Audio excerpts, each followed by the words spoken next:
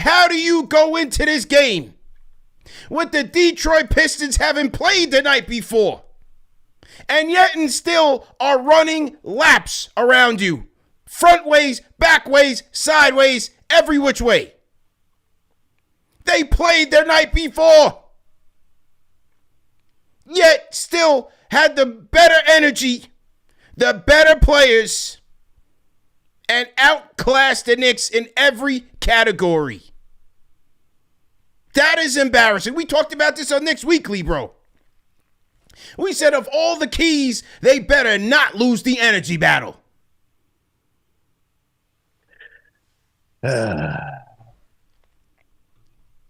This team played like ass tonight. There's no sugarcoat it, man. Play like ass. You know what we also talked about, CP? Not losing the rebounding battle. 44-30. Out hustled. Out gritted. They didn't do anything, man. They showed up and that's it. Actually, I don't even know if they showed up. I don't even know if they actually wanted to be there. Did they show up? Did they even want to be there tonight? Because it didn't look like they wanted to be there. This looked like a Detroit Piston walkthrough. How about the points in the paint? Run off the points in the paint numbers. Run the points in the paint numbers. Yeah. 52-34. Smoked. 21-12 in fast break points. 21-12.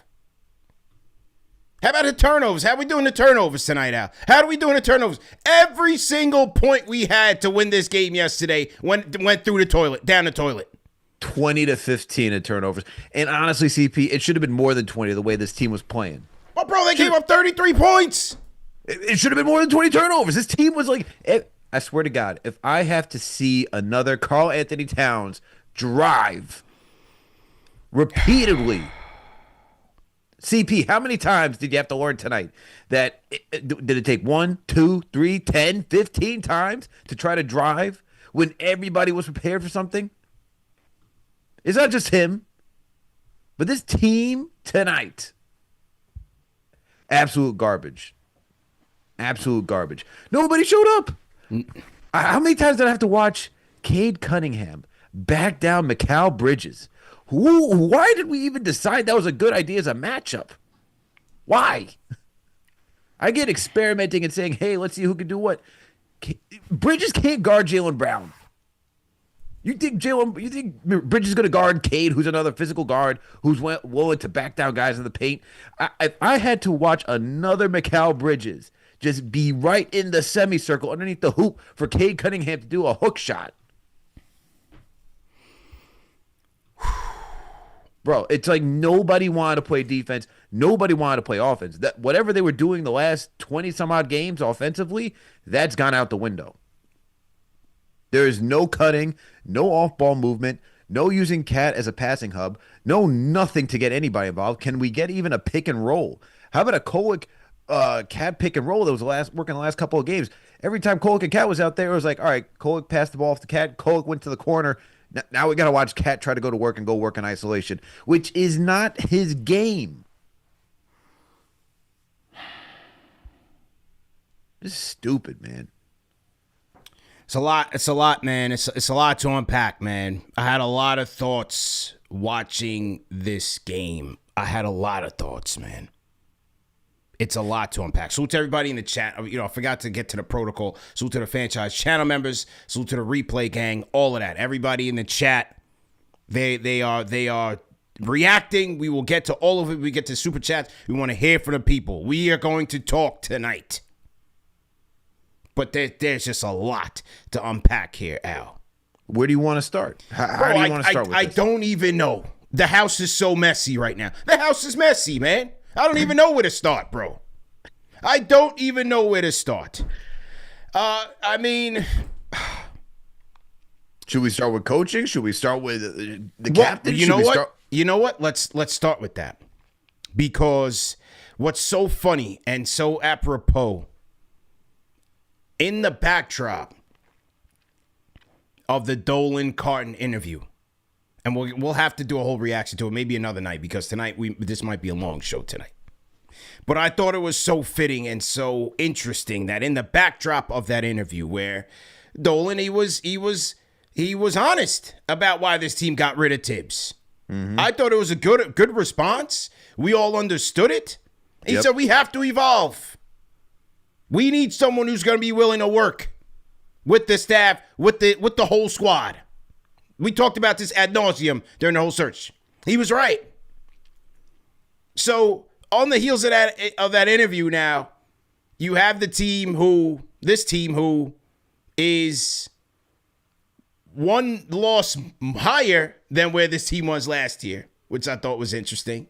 But tonight, they even look like a Tibbs team. Heavy isolation, no ball movement, no creativity. This looked like last year's team. And that is the thing here with Mr. Mike Brown, Alex. The thing is that Mike Brown is brought here to evolve and help this team evolve and help this team from itself. Because this is the thing, bro. What we've seen now in the last, they lost to Detroit, they lost to the Sixers, they lost to the Hawks, they lost to the Spurs. And what do all of those teams have in common, especially defensively? They have speed, they have athleticism. The two things that are the Knicks' kryptonite. And what these teams have been doing, especially these last 4 losses, they are cutting off their airspace. You can't breathe. So all that catch and shoot threes and the ball moving for the threes is hot. But when they cut you off, what are you going to do with it? And this is why McCall has looked exposed at times, why OG has not looked as good, and why they've had to lean on the captain to help bail them out. But that is why Mike Brown is here. To say, all right, we know these are the limitations of this team. We know they are an average ball handling team. Can they muster up offense still underneath pressure against these quicker athletic defenses? What is the counter? And what we saw tonight was much of what we saw last year, which gives you cause for concern. Well, let's talk about the key stats of the night, because I feel like, we went through these keys in our game preview quite extensively, and they got brutalized in these areas. So, where you want to start? Rebounding battle? Well, first and foremost, Pistons shot 55% from the field, Knicks 42%, 52% from 3 for the Pistons, so 43% for the Knicks. Like, Knicks numbers weren't that bad, but look at the Pistons numbers, were through the roof. Knicks 93% from the charity stripe, Pistons 69%. Now let's talk about the boards, Al. You got double big out there, and you only had 30 boards, and you lost by 14. Let's talk about that, man. Did we lose him? Oh, man, I totally lost Alex. He was so astonished that he dipped. He's in the Matrix, man. Salute to everybody in the chat once again. Hit the like button, hit the share button, subscribe to the channel, CB the franchise here. Knicks get smoked. Alex was so disappointed in this loss tonight to the Pistons. He just left me high and dry, but it's all good, man. We always run these solo dolo joints. Either way, he'll be back in a short. Salute to everybody in the chat. Call us up in the KFTV Discord. So, yeah, as I was saying, man, rebounding battle was certainly one of our keys, and the Knicks got absolutely smoked there. And give the Pistons credit, between Paul Reed to Beef Stew to their guards, Asar, Holland. Look, they fly after it on the boards. They are, I believe they're either number 2 or number 3 in offensive rebounding right now. And if you look at it, you had, again, Paul Reed 8, Stewart 9, Asar 7, Ron Holland 5. Those were the guys that killed the Knicks. Let me get Alex back in here. Yeah, Al, I was saying, I was just kind of just going through Detroit's box score and just talking about rebounding battle. The guys that killed the Knicks. Paul Reed, 8 boards. Stewart, 9. Cunningham, 3, forget it. But Asar, 7. Ron Holland, 5. Those are the guys we have to watch out for tonight. And they got them. 44-30, they beat the Knicks in the rebounding battle. It was just out hustling on the boards. Knicks got out hustled. They weren't boxing out. There was not enough guys just crashing. And this is once again why you miss a guy like Josh Hart, man, who was fearless and ready to just dive in and go try to get the loose ball. It's just you need guys like that, man, who bring the energy and want to compete. And so, not surprised that the Knicks lost this rebounding battle because once again, when you just watched everything, I go back to, did anyone even want to be out there? Did anyone want to compete with Detroit? You knew, Cade said it, man. Cade said that they had this game matched. We knew they would have this game matched. If you just, this is where I looked at the rest of the team and I was like, y'all just showed up like this was a regular game. Like this didn't mean anything to you, and it showed because these guys came out there hungry, absolutely hungry. But then going through the other stats too, man. Like, look, you can't go out there and just lose out in transition. You cannot lose the fast break battle to that degree. 21-12 is insane. It's absolutely insane. Yeah. Every time you watch it, and they said it on the broadcast too, man, is that, all right, at some point you have to stop them while they're attacking out in transition and not just keep retreating deep into the paint to give them a wide open look around the rim. That's what everyone was doing tonight, man. It's like they saw the Pistons are like, oh, we're afraid. Oh, they're way too physical. We're not in the mood to be physical. And so when you start seeing that, that's why they didn't win the rebounding battle. That's why they didn't win the fast break battle. That's why they didn't win the second chance opportunities. That's why they didn't win points in the paint. This team was trying to be more finesse than actual gritty. And you can't do that against a team like Detroit. Fast break battle. Knicks lose 21-12, and Grant Hill was embarrassed for the Knicks tonight. And shout out to Grant Hill. I give him a lot of credit. He could have easily been a Detroit homer in the Peacock telecast. I thought he called it down the middle. He was very embarrassed. He was very embarrassed with the Knicks' effort and level of attention to detail or lack thereof. But as you said, man, yeah, fast break points. They got outclassed 21-12. How about the turnovers? That was one of my keys last night. Turnovers. Because you turn the ball over, this team right now in Detroit, this is the number 2 ranked defense in the NBA, Al. You cannot give them opportunities to kill you because Cade is already gonna kill you. Between, I think they showed the stat graphic between him and Brunson and like how much he accounts, the percentage that he accounts for Detroit's offense, either as a scorer or a passer. So Cade is going to do his damage. He's a superstar. But you got to hold on to the ball. And then against a stingy defense like this, the Knicks turnovers, I mean, can you look it up on NBA.com, bro? They've got to be near the top of the league in turnovers over this 4-game stretch. Got to be. Or 5-game stretch. Their turnovers have been through the roof. 20 turnovers tonight led to 33 Pistons points. Turnovers got to be through the roof last 4 games. Let's see. The turnovers of the last 4 games. Knicks are averaging 15 turnovers per game. They are currently 19th in the league right now when it comes to turnovers. And they're typically a good team that protects the rock. Yeah. They typically do. But, you just can't give this team opportunities. They gave up 33 points off turnovers. Well, they were careless tonight, CP. How many times did you see Brunson? Even Brunson, man, where was the sixth sense knowing that these guys, as you cannot be moving slow and just be in your own head. Like, you got to be aware that these guys are going to try to snatch from any different angle, man. That's legitimately what they were doing. Exactly. But the thing is, they saw that against Philadelphia two nights ago. They saw that a team that can kill you from end line to end line. They can go from east to west. And again, those are guys like Holland and Osoro. Those guys, great recovery reactions by those guys as well, man. Very good defenders. So let's give Pistons a lot of credit. Oh yeah, man. They played a very good game. You gotta be on your P's and Q's, man. Can't just be loosey-goosey with it against this team. There was a pass where I saw 2. I forget. Hollins was definitely one of them. And I think it was Dennis, a great find for Detroit, man. I remember watching him in Summer League this past summer, and he was killing, absolutely killing. He's a great pickup for Detroit. But there was a moment where McBride was bringing up the rock, and he just got the ball out in time to pass it. I think it was to Kolek. And it was not because McBride was aware that somebody was behind him. It was just perfect timing. And I was like, man, that could have been another steal.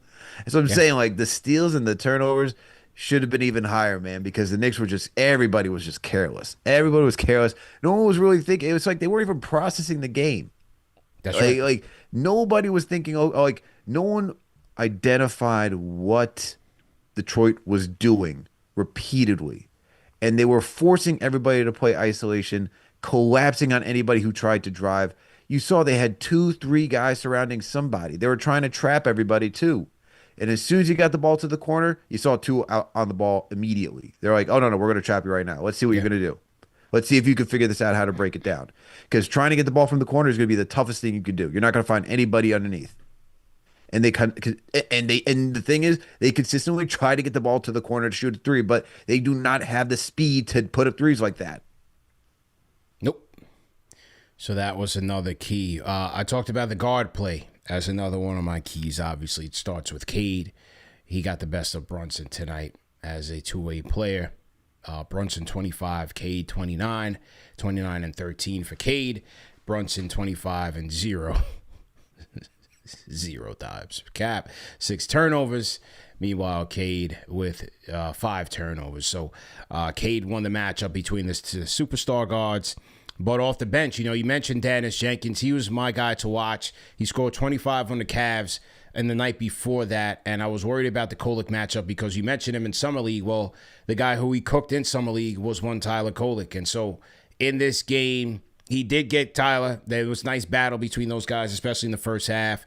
Jenkins finished with just 12, 5 of 10 from the field, 2 of 4 from downtown. But then you had the Jaden Ivey factor that the Knicks did not factor in all last year. 16 points for Ivey, 6 of 10 from the field, 1 or 2 from downtown. So he was able to kind of neutralize the Deuce factor. Deuce with the 17 off the bench for the Knicks. But look, I thought the Detroit guards got the better of us tonight, man. Detroit guards as a whole got the better of the Knicks guard unit.